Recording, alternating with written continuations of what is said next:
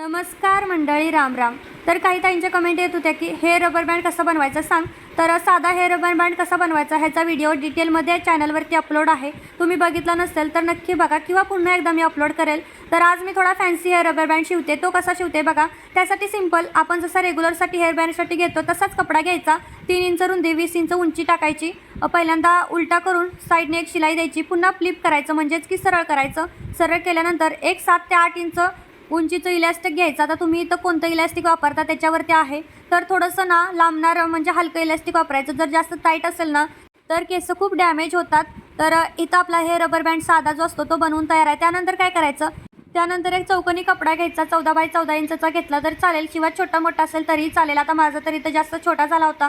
त्याला त्रिकोणी करायचं आणि एक गाठ मारून घ्यायची. बघू शकता माझ्या ड्रेसला मॅचिंग असं मी इथं दुसरा एक हेअर रबर बँड बनवला आहे. तर कसा झाला मला कमेंट करून सांगा. आजचं नाव आहे वैष्णवी नाईटकर. Bye bye.